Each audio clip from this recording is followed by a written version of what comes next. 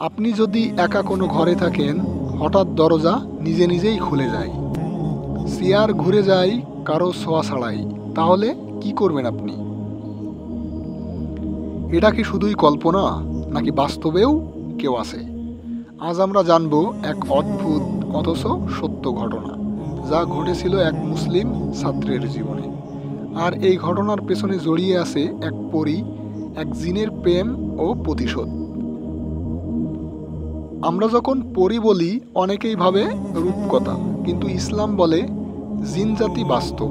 আল্লাহ বলেন, আমি জিন ও মানব জাতিকে সৃষ্টি করেছি কেবল আমার ইবাদতের জন্য। সূরা আয-যারিয়াত আয়াত নম্বর ৫৬। জিনদেরও আছে ধর্ম, খাদ্য, বসবাস। তাদের কেউ মুসলিম, কেউ কাফের, কেউ শান্তিপ্রিয়, কেউ আবার ভয়ঙ্কর। এক হাদিসে রাসূল সাল্লাল্লাহু আলাইহি ওয়াসাল্লাম বলেছেন, জিন তিন প্রকার। একদল ডানায় উড়ে বেড়ায়, একদল সাপ ও কুকুর রূপে আসে, এবং একদল ঘুরে বেড়ায় ও এক জায়গায় থাকে। তিরমিজি। ঘটনাটি একজন ছাত্র আরমানকে নিয়ে। সে ঢাকার একটি প্রাইভেট ইউনিভার্সিটির ছাত্র। করোনার পর সে একা থাকতে শুরু করে মিরপুরের এক পুরানো দোতলা বাড়িতে। ভাড়া কম, জায়গা নিরিবিলি, কিন্তু বাড়িটা ছিল ভয়ঙ্করভাবে নীরব।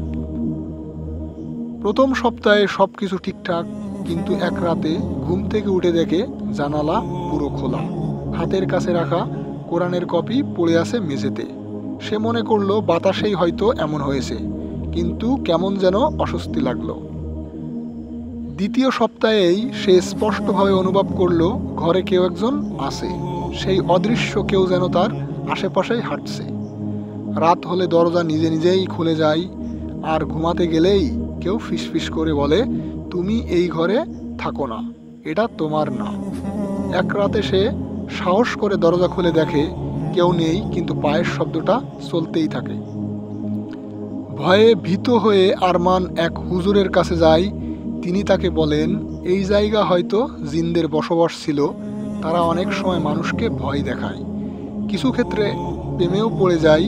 তিনি রুকাইয়া, রুহানি চিকিৎসা শুরু করেন। তিনি বলেন, তুমি ৫ ওয়াক্ত নামাজ শুরু করো, ঘরে সূরা বাকারা চালিয়ে রাখো, রাতে ঘুমানোর আগে আয়াতুল কুরসি ও সূরা নাস, ফালাক পড়ো। এরপর হঠাৎ ঘটনা মোড় নেয়। এক রাতে ঘুমের মধ্যে আরমান দেখল এক সাদা পোশাক পরা সুন্দরী রমণী বলছে, আমি জিন, এই বাড়িতে ৭০ বছর ধরে আছি। তুমি আমাকে দেখে ভয় পেয়েছো, কিন্তু আমি তোমাকে ভালোবাসি।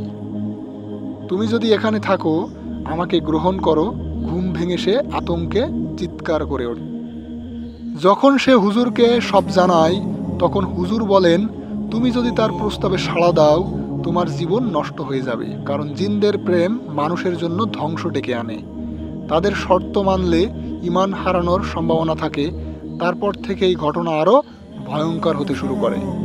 আরমানের শরীরে আঘাতের দাগ, ঘুমের মধ্যে পাজামা ছেঁড়া, ঘরের বাতি জ্বলতে জ্বলতে আবার নিভে যাওয়া।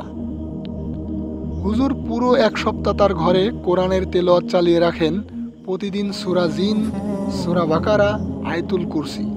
৩ দিন পরে এক রাতেই সেই পরী আবার স্বপ্নে আসে। সে বলে, তুমি আল্লাহর ইবাদত করছো, আমি আর তোমার কাছাকাছি আসবো না, তবে আমি তোমাকে কষ্টও দেব না। এরপর থেকে এই ঘর স্বাভাবিক হয়ে যায়।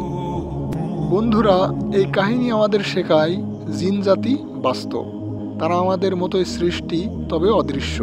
ভয় পাওয়ার কিছু নেই যদি আমরা নামাজি হই। রাতে আয়াতুল কুরসি, সূরা নাস ও ফালাক পড়া আমাদের রক্ষা করে। জিনদের প্রেমে বা প্রলোভনে না পড়াই বুদ্ধিমানের কাজ। রাসূল সাল্লাল্লাহু আলাইহি ওয়াসাল্লাম বলেন, আয়াতুল কুরসি পড়লে রাতে শয়তান বা জিন কোনো ক্ষতি করতে পারে না। সহিহ বুখারী। আপনিও কি এমন কোনো ঘটনা শুনেছেন, কিংবা নিজের জীবনে এমন কিছু ঘটেছে? নিচে কমেন্টে আমাদের জানান। ভিডিওটি লাইক করুন, শেয়ার করুন প্রিয়জনদের সঙ্গে, সাবস্ক্রাইব করুন আমাদের চ্যানেল এমন আরও ইসলামিক রহস্যময় ঘটনা পেতে। মনে রাখবেন, ভয় নয়, ঈমানি শক্তি। জিনের নয়, আমরা আল্লাহর বান্দা।